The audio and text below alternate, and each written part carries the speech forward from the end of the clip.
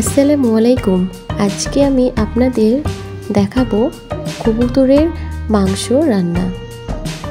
তো আমরা যেহেতু গ্রামে বসবাস করি, গ্রামেই থাকি, তো প্রতিদিন লোডশেডিংয়ের ব্যাপারটা লেগেই থাকে।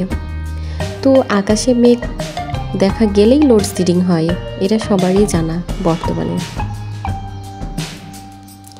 তো ভাবলাম যে আমি বাচ্চাটা কেটে ভিডিওতে দেখাবো, তো লোডশেডিং হয়ে গেল। তো যাই হোক, তারপরও ভিডিওটা করলাম। তো দেখুন আমি কেটে নিয়েছি মাংসটা। তো এটা হচ্ছে আমাদের বাড়ির কবুতরের মাংস। তো আমি প্রথমে কবুতরের মাংস রান্না করার জন্য আমি এখানে রসুন নিয়ে নিলাম, একটু পেঁয়াজ নিয়ে নিব, এটাকে একটু থেতলিয়ে দেব।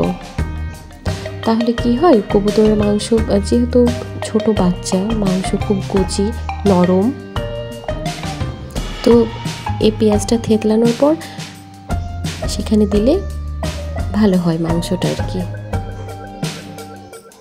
তাহলে এবার শুরু করে দিই আমি কবুতরের মাংস রান্না।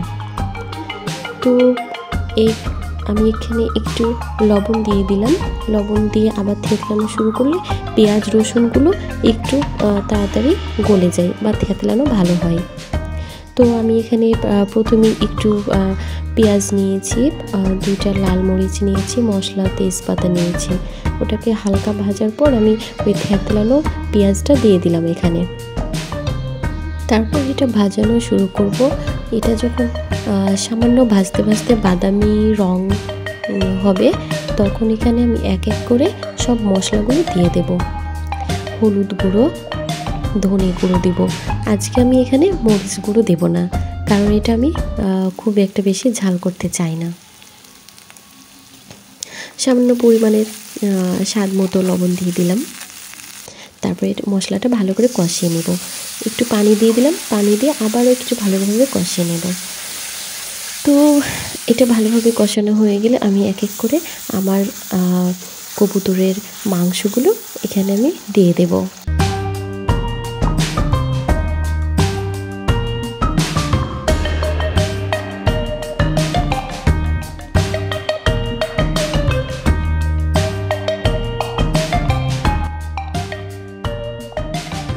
কবুতরের মাংসর কলিজাগুলো আমি রেখে দিয়েছিলাম একটু পরে দিব বলে,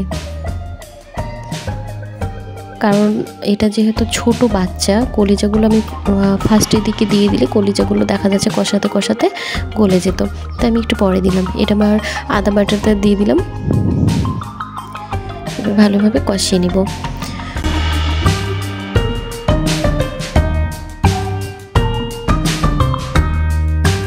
এবার আমার মাংসগুলো কষানো মোটামুটি হয়ে গেছে। এবার আমি জিরে গুঁড়োগুলো দিয়ে দিলাম।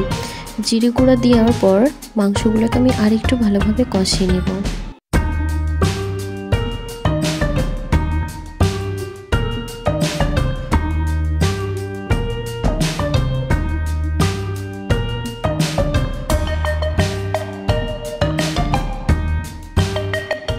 তো আমার মাংসগুলো মোটামুটি কষানো শেষ।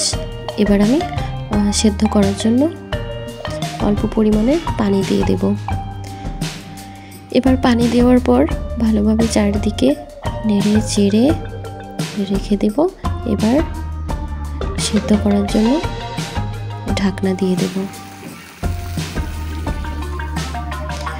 ঢাকনা দিয়ে রেখে কিছুক্ষণ রেখে দেব সেদ্ধ হওয়া পর্যন্ত।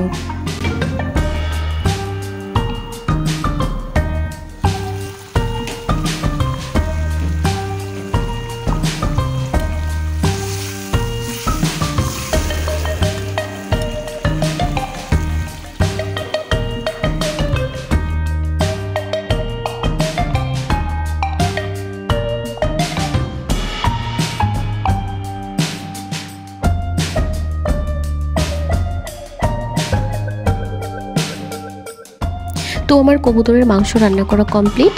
আমি এভাবে কবুতরের মাংস রান্না করে থাকি। তো আমার চ্যানেলটিকে সাবস্ক্রাইব করে পাশে থাকবেন এবং লাইক কমেন্ট করবেন। তো আজকের মতো এখানেই, সবাই ভালো থাকবেন। আসসালামু আলাইকুম, খোদা হাফেজ।